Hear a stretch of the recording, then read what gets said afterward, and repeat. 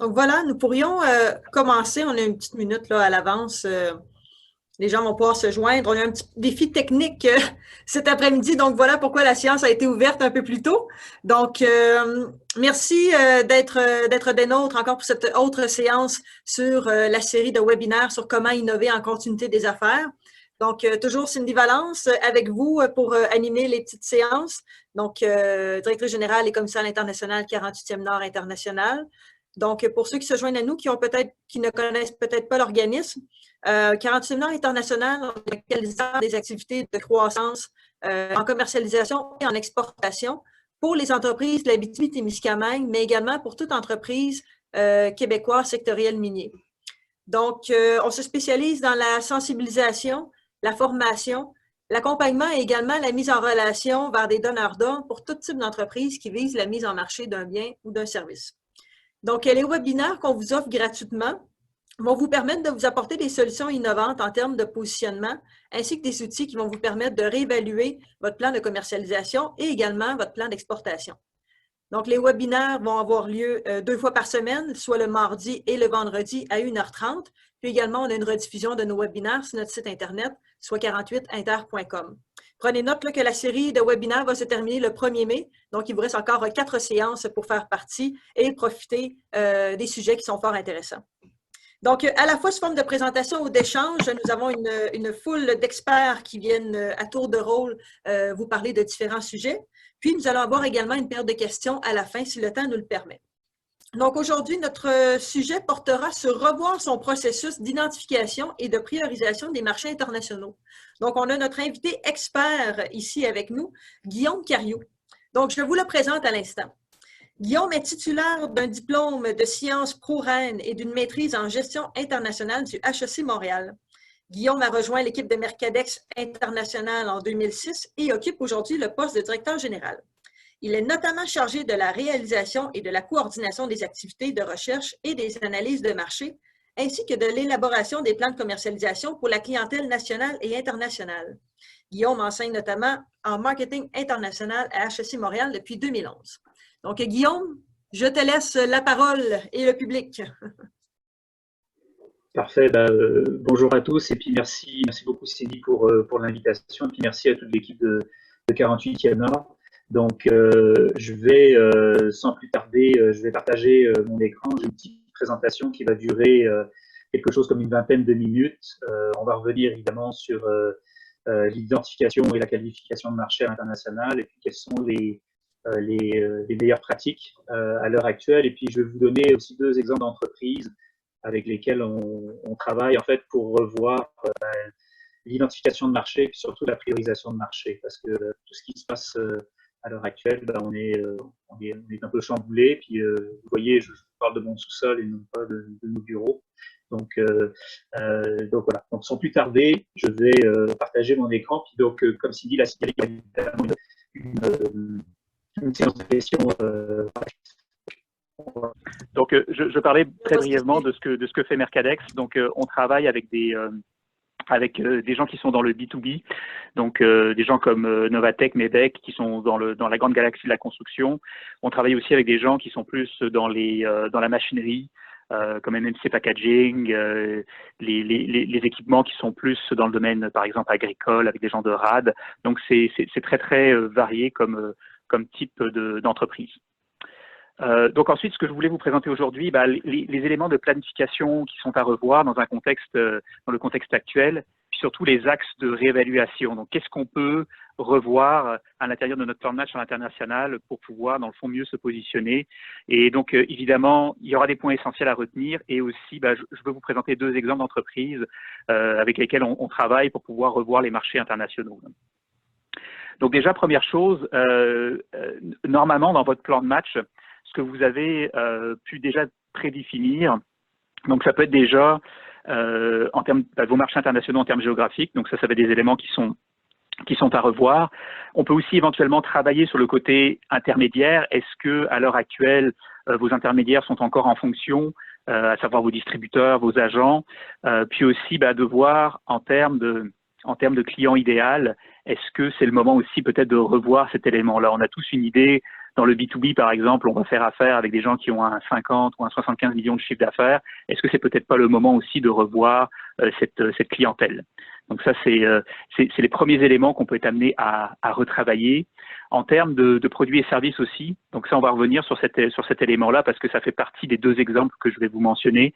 Donc on a des entreprises là qui peuvent revoir à la fois en termes de produits et de services ce qu'elles vendent à l'international. Donc peut-être revoir éventuellement le type d'offres qu'elles peuvent soumettre au marché. Puis aussi d'autres éléments qu'on peut retravailler, qu'on peut aussi, à l'intérieur de notre plan de match à l'international, c'est peut-être l'argumentaire de vente ou la présentation de nos soumissions. Donc, tout ça pour dire que c'est pas uniquement en termes de priorisation de marché qu'on peut faire un certain travail, que vous pouvez faire un certain travail à l'interne, mais c'est aussi ces différents éléments-là qui peuvent être revus ou retravaillés. Donc, ça, c'est la première partie de planification. On peut, au-delà des marchés étrangers qu'on a déjà sélectionnés, puis quand je dis étrangers, ça peut être l'Ontario, le Nouveau-Brunswick, on peut déjà retravailler sur l'ensemble de ces éléments-là. Donc ça, c'est le premier, c'est un peu le premier point des choses à regarder. Ensuite, toujours, puis ça c'est valable dans n'importe quel contexte, quand vous faites le choix d'un marché international, c'est toujours bien de pouvoir backer le choix qu'on fait par un peu de validation en termes de données secondaires ou en termes de données primaires. Donc, en période de crise comme à l'heure actuelle, ce qu'on essaie de faire avec les entreprises avec lesquelles on travaille, c'est beaucoup de travailler puis d'aller chercher des idées auprès notamment d'associations professionnelles ou alors de magazines professionnels. Je vous donne un exemple. En ce moment, on travaille avec des gens qui sont dans les cylindres télescopiques. C'est un manufacturier québécois. Et on est obligé de revoir un peu la priorisation de marché. C'est sûr qu'aux États-Unis, en ce moment, c'est très difficile de faire des ventes. Donc, on regarde avec notamment des éditeurs de magazines, comme il y a Power Hydraulics, qui est un magazine dans le domaine. On essaie de voir avec eux est-ce qu'ils peuvent avoir des idées supplémentaires en termes de débouchés. Est-ce qu'il y a des marchés de niche qui sont peu ou mal desservis à l'heure actuelle? Donc, à ce niveau-ci, on essaie de trouver des sounding boards à l'extérieur de l'entreprise qui peuvent nous donner des idées en termes de soit de nouveaux marchés ou de nouvelles applications. Alors, c'est sûr, vous pouvez faire énormément de recherches et autres sur Internet, mais si vous voulez trouver des idées rapidement, moi, je me fie énormément aux associations professionnelles qui fonctionnent encore. Les gens sont peut-être sont pas forcément à leur bureau, mais ils sont au moins à distance et qui peuvent vous donner des idées. Puis aussi, les éditeurs de magazines professionnels, des gens qui ont une connaissance, ont une vue d'un marché, et l'enjeu, c'est de trouver leur numéro de téléphone et d'avoir des discussions avec eux, et c'est très, très, très, très porteur pour avoir de l'info. Donc, c'est sûr qu'en temps normal, on peut regarder toutes sortes d'autres ressources et de sources, mais en temps de crise, moi, je me fie beaucoup sur ces deux sources-là. Donc, au niveau des données primaires, donc parler à des humains, c'est ça qui est important. Donc, associations professionnelles et aussi magazines professionnels. Et dans les deux cas, puis je viens d'expérimenter du côté américain, par exemple, ce sont des regroupements qui continuent de fonctionner et il est possible d'aller chercher de l'info auprès d'eux pour avoir une meilleure idée des marchés qu'on peut desservir ou avoir de nouvelles idées. Cindy, est-ce qu'on m'entend toujours bien? Oui, tout va bien, Guillaume. Oui. OK, parfait. Bon. Donc ça, c'est premières idées sur lesquelles on peut déjà échanger. Alors, pour ce qui est des axes de réévaluation, c'est sur les marchés géographiques, on va regarder ça au départ. Donc, à savoir, si vous avez prévu d'aller aux États-Unis ou si vous aviez prévu d'aller en Europe, c'est sûr qu'il y a beaucoup de gens qui vont essayer de retravailler à proximité. Donc, regardez plutôt du côté ontarien, du côté des maritimes, regardez même au Québec si on ne peut pas prioriser nos affaires ici. Voir aussi en termes de marché sectoriel. Donc, je vous disais au départ que nous, on travaille énormément avec des gens qui sont en construction. Et donc, ce qu'on regarde avec eux à l'heure actuelle, c'est si dans les prochains jours, les prochaines semaines, on ne peut pas se redéployer. Je travaille beaucoup avec des gens qui sont dans le résidentiel. Et là, ce qu'on regarde, c'est beaucoup le marché commercial et le marché institutionnel. Est-ce qu'il n'y a pas moyen de se rebrancher sur ces marchés-là? Marché connexe, ça aussi, c'est un angle de réévaluation. Vous êtes habitué peut-être à vendre des produits finis sur un marché donné. Peut-être que c'est le moment de repenser éventuellement à vendre soit des matières premières ou à vendre des composantes. Un des exemples qu'on va regarder tantôt, c'est un manufacturier de portes et fenêtres. Et en ce moment, il travaille beaucoup sous l'angle des composantes donc notamment au niveau de la vitrerie, qui pourraient être vendus à des partenaires d'affaires ou même parfois même à des concurrents. Donc, ils changent un peu leur modèle d'affaires. Ils essaient d'aller chercher des nouvelles idées pour en fait moduler, changer un peu leur modèle d'affaires. Donc, plus vendre uniquement des produits finis, mais vendre aussi des composantes pour, dans le fond, alimenter leur activité et aussi continuer entre guillemets à faire des profits. Un autre angle aussi qui peut être à regarder, c'est la question de l'installation, éventuellement de la maintenance à distance. Est-ce qu'on peut offrir un certain service à ce niveau-là, au niveau aussi du service après-vente? Donc ça, c'est une autre piste à regarder. Et après, il y a peut-être l'approche de marché qu'on peut retravailler. C'est-à-dire que, dépendamment de votre domaine, vous pouvez être très, très habitué à travailler au niveau custom. Peut-être que c'est le moment de regarder s'il n'y a pas un produit de série qui peut être lancé ou qui peut être mis en marché pour une partie de votre clientèle, ou même l'inverse qui peut être possible aussi si vous êtes plus habitué à faire de la série. Est-ce que c'est pas le moment d'aller regarder au niveau custom? Là, je parle plus aux gens, par exemple, de machinerie ou des équipementiers. Il y a peut-être cette approche-là qui peut être à moduler. Donc, c'est sûr que en termes d'identification et de qualification de marché, on est très souvent en train de parler d'axes géographiques, mais on peut regarder aussi ces différents éléments-là. Est-ce qu'il n'y a pas des marchés connexes ou des marchés sectoriels qu'on peut mieux desservir en cette période de difficulté? Donc ça, c'est un point qui va être à évaluer.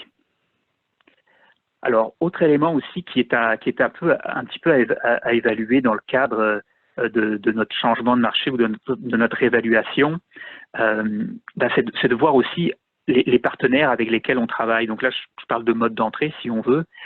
Très souvent, on va être en train de se chercher soit des agents manufacturiers, soit des distributeurs. Mais peut-être, est-ce que c'est pas le moment de voir si on peut pas travailler en direct avec nos clients potentiels? Ou alors, est-ce qu'on peut travailler sur un autre mode sur le marché que vous ciblez? Donc, par exemple, si je reste dans le domaine de la construction, avec les gens avec lesquels je travaille beaucoup, ils sont très habitués à travailler avec des distributeurs, mais là, de plus en plus, ils essaient de voir s'ils peuvent pas desservir en direct une partie de leur clientèle. C'est sûr que ça change leur mode d'affaires, ne serait-ce qu'en termes de livraison et autres, mais peut-être qu'en termes de mode d'entrée, en termes de mode de présence à l'international, c'est peut-être le moment aussi de recommencer à changer votre mode de présence. Donc, je m'arrangerai pour que vous puissiez avoir la présentation. Là, je vous ai mis d'autres exemples de modes de présence qui existent, parce qu'on est très, très souvent en train de penser agent versus distributeur, mais il y a d'autres modes de présence qu'on peut retrouver sur un marché étranger, ne serait-ce qu'à valider ce qui se passe en Ontario, au Nouveau-Brunswick. Il y a peut-être d'autres modes de présence, peut-être par le biais de détaillants aussi, qui eux sont encore ouverts dans beaucoup de cas. Donc, il y a peut-être d'autres moyens de travailler par ce biais-là.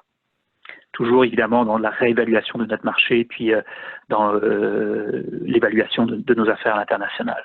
Donc là aussi, si vous passez évidemment à un mode d'exportation qui est plus direct, c'est sûr que vous allez avoir accès aux clients, mais ça vous demande plus de responsabilité. Vous allez avoir à gérer la facturation, le service après-vente et autres. Donc peut-être que ça vous positionne de manière un peu plus, vous allez être plus hands-on dans ce cadre-là. Donc à évaluer évidemment, mais comme je le disais, c'est pas uniquement en termes géographiques qu'il faut voir les choses, c'est peut-être en termes de mode de présence. On peut peut-être changer les choses, on peut peut-être éventuellement vendre en ligne aussi. C'est une autre option qui a été regardée par plusieurs entreprises. Donc ça, c'est une solution. Donc, autre élément aussi à ne pas oublier si vous faites une réévaluation évidemment de votre marché, et si vous cherchez éventuellement à faire des affaires avec des nouveaux partenaires ou éventuellement des nouveaux prospects, il ne faut pas oublier non plus de faire votre travail de qualification. On est beaucoup pris par le temps, on est beaucoup pris par la gestion des affaires de manière immédiate, mais il ne faut pas oublier que vous devez quand même valider plusieurs éléments avec vos partenaires, ne serait-ce que la réputation de l'entreprise, est-ce qu'ils connaissent votre domaine, est-ce qu'ils sont compatibles avec votre approche commerciale. Donc là, juste pour vous dire en ce moment, puis pour revenir à mon exemple d'entreprise qui est dans le domaine des cylindres télescopiques, donc on évalue un autre mode de présence pour le marché ontarien, avec un représentant local qui connaît bien le marché, qui va être une autre piste pour pouvoir développer les affaires une fois que le droit de circuler sera rétabli, donc dans les prochains jours. Là, on passe quand même, on fait quand même un screening de cette entreprise-là, de cette personne-là, pour être sûr qu'il y ait quand même un bon fit par rapport au développement d'affaires qu'on veut mettre de l'avant. Donc, c'est sûr qu'on est pris par le temps, on veut s'organiser pour que les choses puissent aller rapidement de l'avant, puis qu'on puisse à nouveau développer des affaires, mais ça n'empêche pas qu'il faut quand même qu'on valide un certain nombre de points pour être sûr que qu'on choisisse les bons partenaires pour pouvoir à nouveau faire du développement des affaires. Donc, point important à considérer, les axes de réévaluation, donc pas juste uniquement penser en termes géographiques, en termes sectoriels, en termes de marché connexe. Il y a certainement quelque chose à regarder ou à réévaluer à l'intérieur de votre plan de match à l'international. Puis aussi, voir aussi en termes de variation géographique, essayer de regarder toujours à plus grande proximité. Comme je disais, ça peut être Nouveau-Brunswick, Ontario, éventuellement d'autres provinces, ou éventuellement commencer à regarder aussi pour la vente en ligne. Essayez de faire en sorte aussi de regarder si les choix que vous faites comme ça de manière précipitée sont réversibles. Pas oublier que si vous signez à l'heure actuelle un agent manufacturier, vous pouvez très rapidement ne plus faire affaire avec lui. Donc c'est un mode de présence qui est réversible. Et prévoyez aussi le temps, si jamais vous changez votre mode de présence, si jamais vous changez vos priorisations à l'international, de ne pas oublier de mettre du temps pour pouvoir à la fois qualifier les personnes et animer votre réseau. J'en arrive aux exemples, c'est ça toujours qui est très souvent le plus parlant. Donc, premier exemple, c'est les gens de Novatech. Donc, c'est une entreprise quand même de taille assez importante. Eux, initialement, leur marché, c'est le marché de la porte et fenêtre. Donc, un marché de produits finis. Et donc, à l'heure actuelle, la difficulté qu'ils avaient et la difficulté qu'ils ont encore, c'est que il va falloir qu'ils puissent avoir accès à des marchés où on va retrouver un certain volume.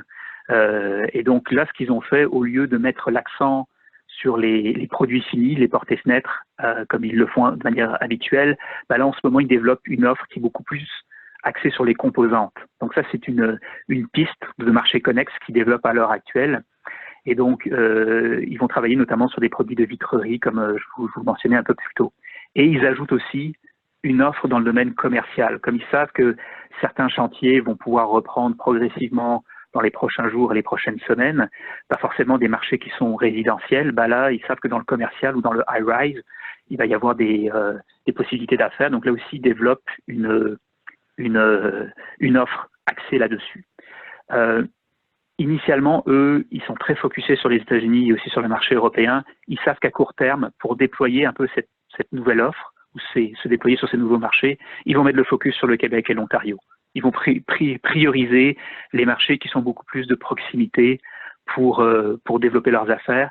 Donc c'est sûr que le modèle est en cours d'adaptation, mais déjà ils ont eu des bons retours sur le marché ontarien. Donc ils ont déjà commencé à faire des prises de contact, à appeler donc des partenaires d'affaires potentiels, et donc il y a déjà une entente qui a été signée pour l'offre de composantes. Donc, ils ont réussi très rapidement à se retourner.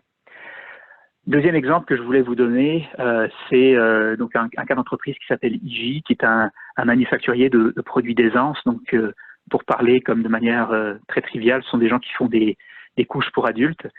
Ils étaient très, très dépendants des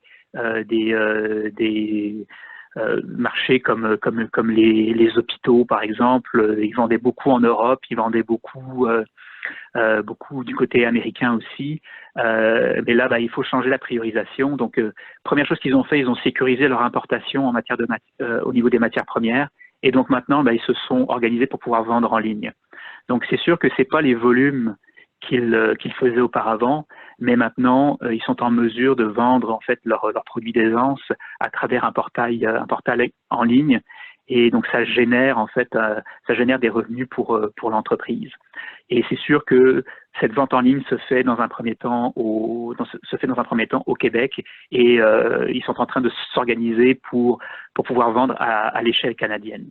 Donc, deux exemples d'entreprises qui ont vraiment changé les options qu'elles avaient à l'international. On est revenu à un côté qui est beaucoup plus local, mais on est allé dans des marchés connexes. Et c'est souvent ça qui prend un petit peu de réflexion, qui prend un petit peu d'échange, et qui permet dans le fond de faire en sorte que l'entreprise continue à au moins tant bien que mal à faire des profits, puis à exister.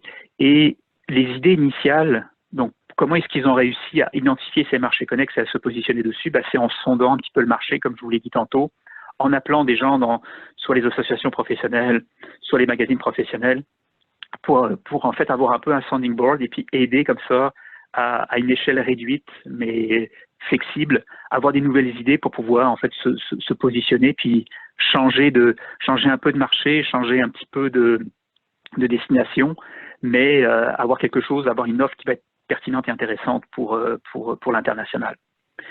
Donc, c'est ça que je voulais partager, Cindy. Je ne sais pas si je suis bien dans les temps. Oui, oui, absolument. Il n'y a pas de souci. Puis on va même avoir le temps pour des questions. Puis de ce que j'en comprends, c'était une très bonne présentation. Puis je suis contente justement qu'on a réussi à régler nos petits problèmes techniques. Ce qui est intéressant là-dedans, c'est que tu peux peut-être juste enlever le share de ton écran. Voilà, oui. Voilà, parfait. Ah, voilà, super, on est revenu. C'est que justement, au-delà de dire aux sociétés qu'avec ce qu'on vit, c'est carrément oublier ce qu'il y avait projeté comme opportunité de marché, exemple à l'international, tu sais, c'est de dire, il y a d'autres opportunités aussi dans les différents champs que tu as mentionnés qui pourraient peut-être être à court terme intéressants à développer. Tu sais, parce qu'on s'entend peut-être que là, à court terme, il y a des sociétés qui ne pourront peut-être pas voyager nécessairement à l'international pour aller développer ce qu'il y avait prévu. Par contre, il y a des avenues, justement, si on regarde nos marchés peut-être un peu plus local ou national, ça peut être intéressant. Puis, l'autre point aussi qui peut être intéressant à développer, c'est de s'assurer que les prospects qu'on va rencontrer puissent devenir vraiment des relations d'affaires durables et non nécessairement seulement par opportunité. Tu sais, vraiment générer des…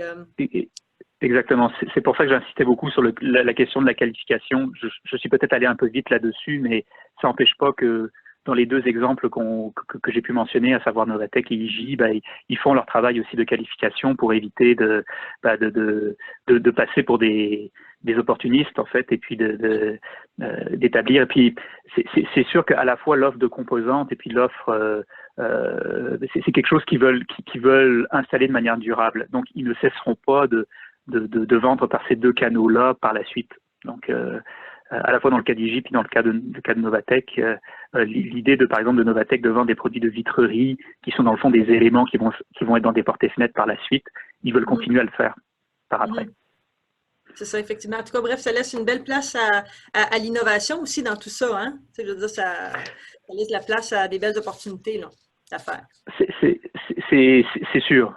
Puis peut-être la meilleure recommandation là-dessus, c'est si vous avez des idées d'innovation ou de nouvelles possibilités d'affaires, c'est toujours de se trouver je reviens toujours avec l'idée de valider l'idée avec des gens qui connaissent le marché ou qui connaissent l'industrie. Et je reviens très souvent, même dans un cas classique, et puis je sais qu'il y en a dans les participants qui m'ont déjà enduré comme conférencier. J'assiste beaucoup sur des gens de magazines professionnels parce que vous faites une étude de marché, que vous soyez en période un peu plus de crise et que vous voulez valider des idées, ce sont des pistes qui sont très solides. OK. Mais c'est bien. Merci, Guillaume. On serait prêt pour la période de questions. S'il y a des gens qui ont des questions, vous pouvez les poser dans la section Q&A juste en bas ou encore vous pouvez lever la main. Je vais vous donner le droit de parole sans problème. Mais c'était bien. Puis, je pense qu'il y avait quelqu'un qui avait une question. Ah ben mon Dieu, Guillaume, je pense que tu as répondu à l'ensemble des questions. OK, bon. Il n'y a pas de questions? C'est bon. Mais je pense que ça résume très bien aussi le fait d'être à l'écoute des besoins du marché, surtout après cette crise-là, puis aussi le fait de se rapprocher puis de consolider encore davantage, je pense, les relations qu'on a déjà en ce moment d'affaires. Donc, merci Guillaume pour la présentation d'aujourd'hui. Je vais vous écrire dans le courriel, juste ici dans le bas, si vous me permettez, l'adresse courriel de Guillaume. Donc, n'hésitez pas à rentrer en contact avec lui si vous avez des questions un peu plus approfondies en lien avec la présentation qu'il y a eu. Donc, voilà, c'est ce qui met fin. Je vous remercie d'avoir participé à cette séance de webinaire. Puis, soyez des nôtres mardi prochain, mardi le 21 avril à 1h30 toujours, sur le sujet qui va porter sur la logistique dans un contexte de pandémie avec Jean-François Lorrain, qui est consultant senior pour LGC, consultant en logistique. Donc voilà, soyez à l'affût sur les... Ah, attendez un instant, j'ai une petite question, vite, vite. J'ai-tu une petite question? Ah, ben voilà, OK, on avait un petit commentaire ici. Bravo de nous faire prendre conscience de se concentrer au Québec et en Ontario-Maritime. Voilà, merci. Donc, soyez à l'affût sur les médias sociaux pour la promotion pour la prochaine séance de webinaire. Merci, bon week-end. Merci, Guillaume. Merci à tous. Merci beaucoup. Bye bye. Bye bye.